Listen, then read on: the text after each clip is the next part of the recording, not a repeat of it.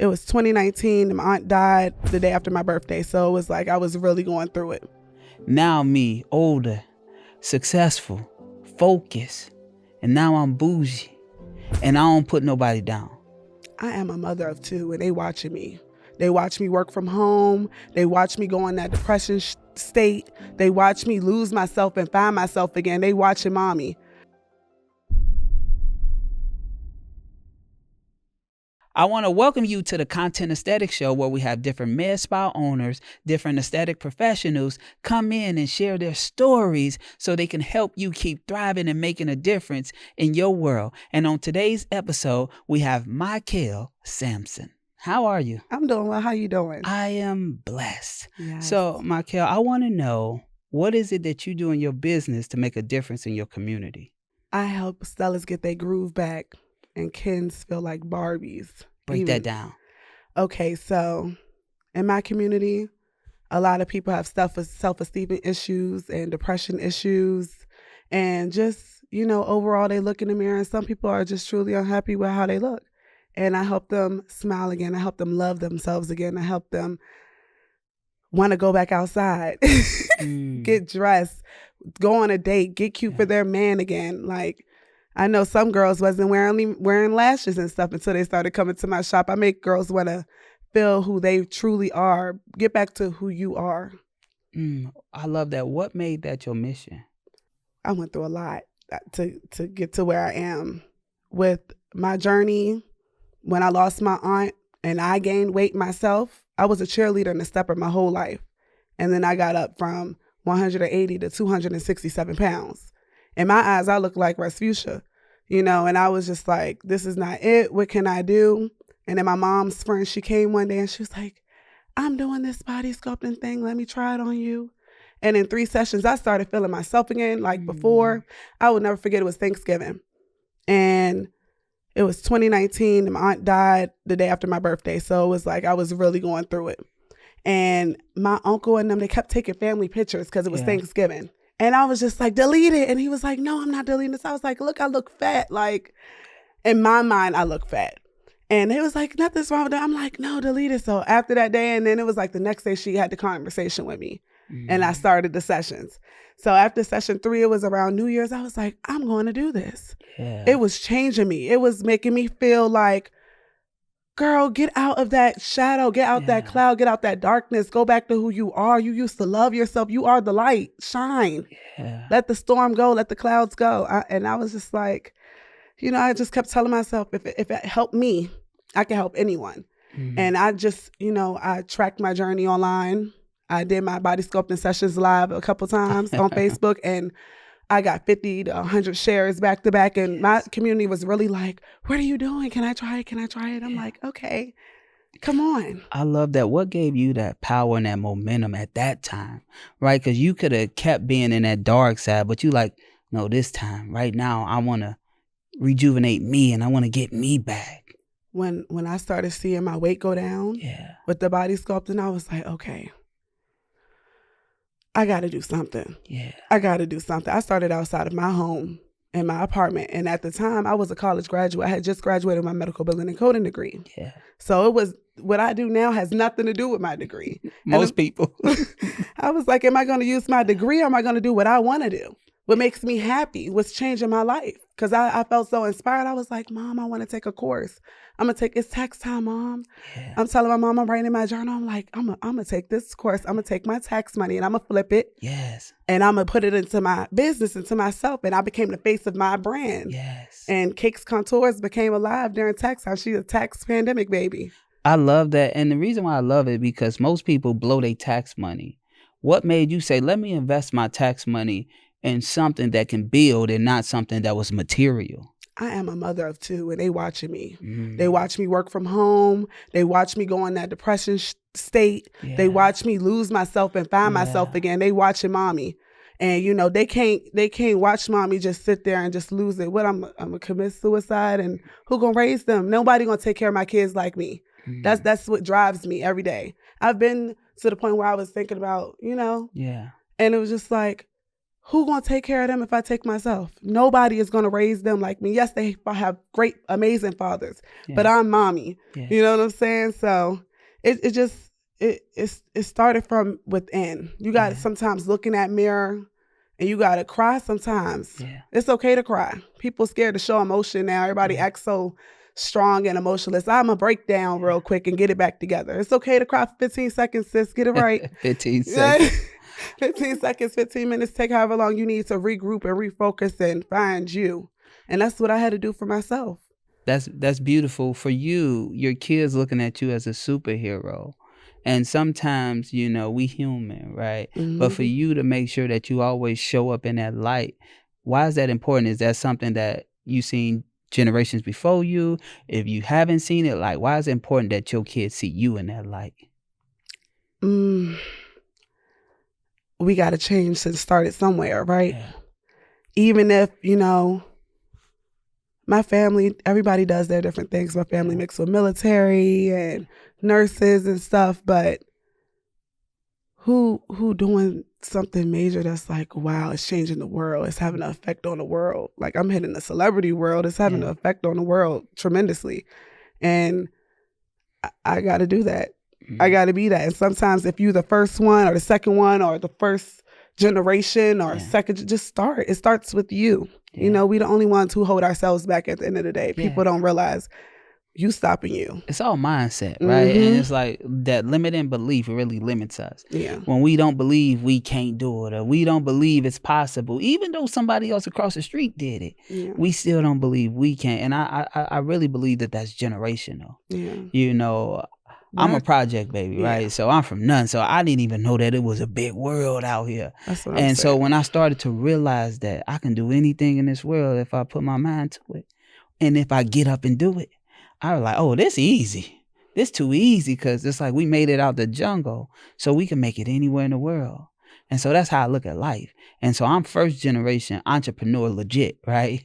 You know, I believe I had other entrepreneurs in my family, but I don't think it was the righteous way. I agree with, when you say it like that, I agree with that. I'm not the first entrepreneur, but I think I'm the first loud entrepreneur in my family that's doing something. Where I come from, you know, I grew up in the ghetto, straight trenches, like slang all up and through my blood. Yeah. I had to learn my etiquette of who I want to be and who I want to be seen as and portrayed as when I enter any room. So how did you study that? What type of etiquette, what type of principles, what type of people you studied to say, let me become a better version of me? Okay. So we're going to get a little deep here for a second. That's what it's for. Growing up, I grew up around a family that drank a lot. Yeah. I grew up around drug usage. Yeah. Even those who close to me, you know, I done lost people to the drug world. I done been in a shootout where I had to put my wounds on my friend. We walking to our car from the club, just leaving. And she was shot 7 times in front of me.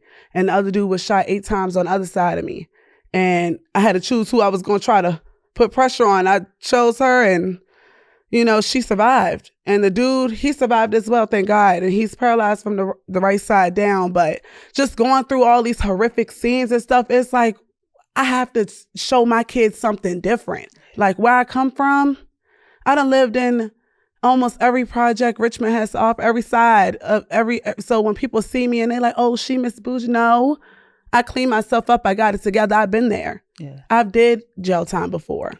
You know what I'm saying? I'm not a felon, thank God. I learned quick. One time was enough for me. I went to jail for 10 days. 10 days. It was horrible. Yeah. And I called the police to help me. Yeah. It was just horrible. And it was just like, you know, my kids was there at that time. And they watching me go through this at a young toddler age. Yeah. Now my son is 9, my daughter is 7 years old. When I come home from my business trips, they want to see the hard work. You leaving us, show us what you leaving us for, show us what you're doing here. Let me show you what mommy, look at mommy on Zeus right there. You know, look at mommy on TV. We watch these interviews together and they go to school bragging like, my mom's famous. I'm not famous yet, y'all. Like, it's just the way they. I love that. Yeah. And for you to even go back to where you from and see it and people look at you like, oh, she bougie. Like, how do that affect you? Do you have, like, sometimes survivor remorse, or do you look at it in a different perspective? It depends on the person saying it. When I see a girl that's doing well and she might say I'm like, girl, you bougie. You like nice stuff too. We just like the finer things in life. I feel like anybody can afford the finer things. They just got to go for it. They just got to work for it. And it's a lot of lazy people. It's a lot of envious people, sad to say. And we all got the same 24 hours. It's hey, I'm not bougie. I know where I came from. You lived in, I lived in the projects too. Yeah. I lived based on income too. I use the government and food stamps too. I use Medicaid too. How we gonna get up off the system unless you want to just use it forever? If you comfortable with that, you comfortable with that. But for me personally, I want more for myself. And you just gotta want that for yourself, period. Anybody out there, you just gotta want more. It's so much more to get. Like, yeah, I think that's a big thing. Even for me, like my own family would call me bougie. Right. And when I heard it, I got offended, you know, because I never talk about money around them. I never make them feel little. I always shine light on them, you know. So it's like, where is that coming from? And it's like, y'all watch me as the younger version, running around, shooting people, doing all this other stuff. And you was proud of me at that moment. Now me, older, successful, focused, and now I'm bougie. And I don't put nobody down. So it's like it hurt it in the beginning. And then I realized it's just the only way for them to channel my success and where they at. And I'm so dope because I always gave them all the same opportunity. Like, hey, this is how I did X, Y, Z. This is what you got to do. What you need my help with. I'm always there. You know what I'm saying? Mm-hmm. And so it's like I stopped caring about how other people look at me. Yeah. And I just know that it's like my integrity. I know that I ain't did nobody wrong. I know I ain't take from nobody. So I don't got how you look at me is how you look at me. Right. And I had to realize that because I was getting in a dark hole attempting to prove something. Yeah. Mm-mm. And it's like, cause we sometimes, I'm not this. It's like, yo, here go this. Like you want to give people stuff to prove a point, to make them feel valid because of what they're saying. Yeah. I go around my community. I touch all types of people from the elderly and the middle age when I'm in my shop to when I'm outside of my shop and I'm throwing events from pop-up shops. I'm bringing out kids, dance teams, cheerleader squads. I'm going crazy and then I even go to where I'm trying to reach all the people in the judge too. Cause let me show y'all what to do. I'll throw a stripper party, bring vendors in and stuff. Let's have some fun. But it's all about how people what they want to do for themselves because a lot of people be envious and they say they happy for us and you could feel the shade. Like it's not genuine. It's not, I'm trying to find it just don't be connecting. I say the way to be happy for me is support. Yeah. That's it. You know, so for you, when you opened up your spot, tell me what that process was like. How you started off, like where you at with it, like break that down because it's some people that right now getting started might be still stuck at their house, right? Mm-hmm. And might be scared to transition to that next level. So break your process down. So I graduated college. Yeah. And then I got the tax money. I took the course. I'm like, okay, we started here. What you want to do? Body sculpting? Okay. I took the course. And was the course virtual or local? In person. Okay. Was it? It was a 2-day course in person. In Virginia? Mm-hmm, in Richmond, Virginia. But I ended up taking about 15 courses since I started 4 years ago. Okay. Tell me what that initial investment was. The initial investment was $2,250. Okay. $2,250. Okay. Down. And then I think it was like a little bit extra. Altogether, it was $27.80 or so. It was less than $3,000. Yeah. You get that for a child tax credit. What you gonna do with your money? Go shopping? So you can't fit your clothes no more? Okay. I love it. I'm just saying, what do you want? Yes. So what happened after that? As soon as you took that course? Okay, I took the course. I was like, okay, I took the course. Before I even took the course, I got my official LLC in my business in 2020 of March.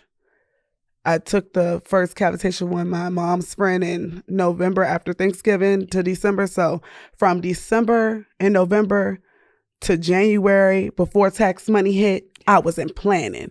what I need to do to start this business. I'm writing down XYZ. Okay, I need this. I need a table. I need a chair.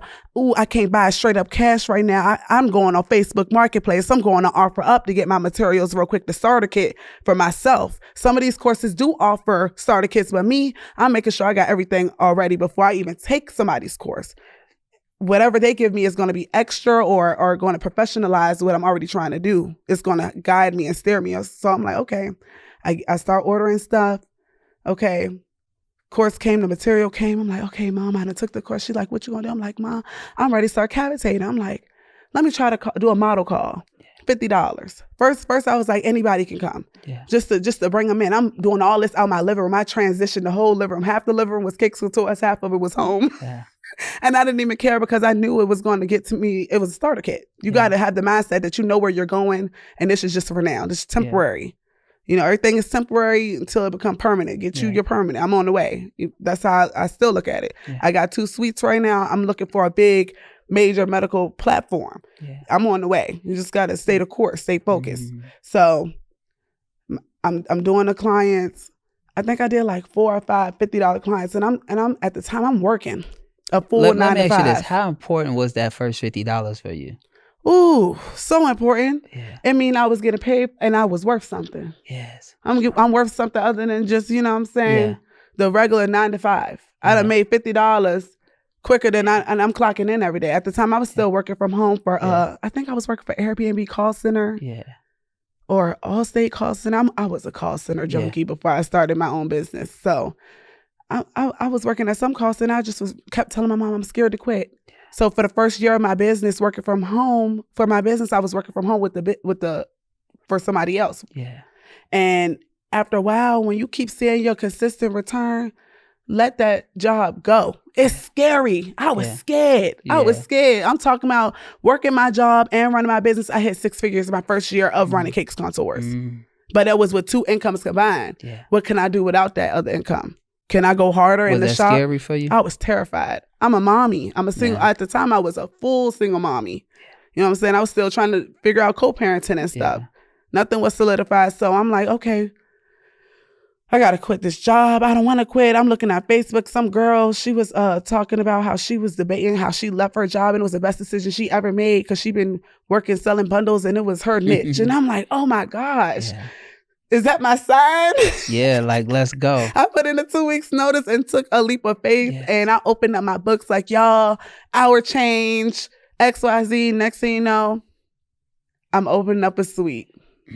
You got to stay focused. Like I'm at the shop. I'm at the house, calling the house the shop. Like, I'm at the, can I come? You sure can. I'm taking clients at 7:00 at night at home. The kids got so structured to me running my business out the house, they was ready. When you found your first suite, did you go like a crazy build out? Like what did you do? I went on Craigslist. That's it. That's what's crazy about it. People don't even get on Craigslist no more. They scared of Craigslist. And I ain't never giving out my little suite. Even if I do open up my med spa, you still gonna be able to, my loyal clients, my clients that's consistent, they're gonna be able to reach Cakes Contours at 605 North Courthouse Road. I love that. And the reason why I ask that, because a lot of times people get their space and they go ball out, right? They buy all of this crazy decor, all of this, and they budget be shot and they have no people through the door, right? And now they wonder like what to do. I'm about to close. I'm about to give up, right? Even though you started in a pandemic, like what made you like, I got to keep going no matter what, to go from 1 suite to 2 suites? When I tell you, people were scared to book with me because it was a pandemic. They scared of COVID. Everybody catching COVID left and right. I was scared to have people come into my house, but after a while, it's just like money is money. Sanitize, follow the protocol, follow the procedure. Like, get to it. Because I got to get some money. You know what I'm saying? These bills got to get paid whether they saying COVID over there or not, you know? So, you know, to get to 2 suites, I just opened up my 2nd suite of February of this year. Congratulations. Thank you. To get to 2 suites, it took time. To get to 1 suite, it took time. I worked out of my home. I started February, March. I didn't open up my first suite to the the year after that September. So you gave yourself patience. Yes. I think sometimes we are in a rush to do something. Takes and I think time. that's the biggest thing. Whenever you're in a rush, you always going to crash. Mm-hmm. So it's like, be patient. It's going to build. Like even you say, hey, my commercial space is coming next, right? But you calling it out and you giving yourself patience. And you say, even when I get it, I'm not going to let that sweet go. Mm-hmm. You got to have your plan A, B, and C, my backup plan. Because if Kicks Contours ever went downhill, Lord forbid it ever does, which it won't, because I'm just, on it. I got my medical billing coding degree sitting. Yeah. You know what I'm saying? I could just go work for the hospital real quick. I love that. How did content impact your business? Ooh, it took me for a change. When I did Kicks Contours and I took myself and put myself as the face, people started like really watching me. When I was doing them lives, I became the face. So they looking at my face and my body. They looking at how I'm carrying myself. They looking at all these things. So I'm like, okay, this is how I have to come ready, correct, presented. Yeah. I got to lead by example. I'm a role model. People are really learning from us. I didn't realize I had so many people that I motivated until I started posting on social media and they started hitting me in my DM like, Cakes, oh my gosh, you inspire me. You're so aspirational to me. Like, I'm like, for real? Me? Little me? Mm. Girl, I'm still trying to figure it out. But to other people, I'm like, perfect. I'm not perfect. Yeah. Nobody is perfect, but it does take time. It does take patience. But the most important thing is consistency. Yeah. Because I done went through my hills, my rock bottoms. You know how hard it is to run a business? You know how many people stop? Oh, man, I understand. I tell people this all the time. I've been a full-time entrepreneur 14 years now. Full-time. Doing content the whole time. And so as an entrepreneur, I say we have entrepreneur seasons nonstop. But when you have that entrepreneur season, you don't give up when you're there. You keep going because every new level you get is going to be hard. Every new level you get, you got to make sacrifices. You're going to learn when you change them tax brackets, you're just going to be like, oh my gosh. I know. I didn't know I had to get Uncle Sam 58% of this. Like, oh, I didn't know I had to still cover this and this and this and this. Oh, I thought it's just my money. Yeah. But this is what we signed up for. We signed up because this is the best way to pass something down generational. Yeah. Other than this, we won't have nothing to pass down. So for your two little ones, this is something that they can own. And if they don't own it, the resources from this can have them fund their dreams. Right. That's why it's so important. If you could shine light on one of your superpowers, what would it be and why? The power to think of a solution. I feel like I'm very solution oriented. Everybody call my phone with problems all day long, giving me their life stories all day long. And it's just like, okay, we done dwelled. What's next? How can we fix this? How can we move forward? Yeah. What's next? Dwelling ain't gonna do nothing but waste time and give me a headache. I ain't got time for no headaches. I'm trying to move forward in life. You should be trying to do the same thing. Anybody that's sitting in a dark spot or a dark area, what is next for you? I know you going through it. I done lived in a homeless shelter with both my babies. My daughter won't even walk in. That's why I know you can start over and get somewhere. I done started over. 3 times since I've been an adult. I'm 27 now. I done started over 3 times with kids. It's hard. Keep going. But every reset, you became stronger. Stronger. Yeah. Yes, that last reset, I ain't set it back since. I done got scammed. I think the worst, when you start moving up and you get your mind right, the worst thing somebody can do to you as an entrepreneur, somebody who on the right track, is get scammed. Yeah. Like, I done got scammed and finesse. That's life. Yeah. Other than that, I done learned. I done went through the trials and tribulations. Yeah. I'm still learning. It's still more to learn. You know what I'm saying? But it's called lifelong learning. We can never stop learning. The moment we stop learning is the moment we die. Yeah. What we here for? I love that. And why was it important for you to get on the road and be on this show? You know how much I brag? And where did you come from, first of all? Like, break that all down. So I grew up in Richmond, Virginia. My whole family is Maryland, Baltimore, Annapolis. So straight East Coast baby here in Atlanta. Yeah. I drove down on a mission bragging, I'm going to be on the Content Aesthetics show. Yes. And I only told my close circle because I don't want to tell too many people. Some people do prey on your downfall. So you don't want to let too many energies hit it. because I want to make sure I got down here safely. We prayed like 3 times already. We taking turns praying. Me and my friend. I love that. We did. We woke up. I prayed yesterday before we got on the road, and my friend prayed when we made it here. Then my other friend prayed this morning. We just taking turns holding hands and praying because we just so thankful. No matter what any of us is going through, we still here to do something different, try to change. I love it. And I just want to commend you for making it here, for not using no excuses, for showing up for your kids, for showing up for yourself, for taking control of your journey. I think that's super important, and being a role model for your community, because I see it in you, right? So it's just like, don't get distracted. Don't allow nothing to make you fumble. Just keep going. And I just want to thank you for your time today. Thank you for having me. Oh, you're welcome. Thank you. I want to thank you for tuning in to the Content Aesthetic Show. And from this episode, what I want you to take away is, it don't matter what you've been through, where you from, you still got a whole shining world in front of you, and you got to be willing to get there. So do not allow nobody to distract you. Don't let yourself distract you. You got to keep going, because it's people that need your help. It's people that need to hear your voice. But the only way for you to help them or for them to hear your voice is for you to show up. So I want to thank you for tuning in to the Content Aesthetic Show. I'm Dontel Antonio. Stay tuned.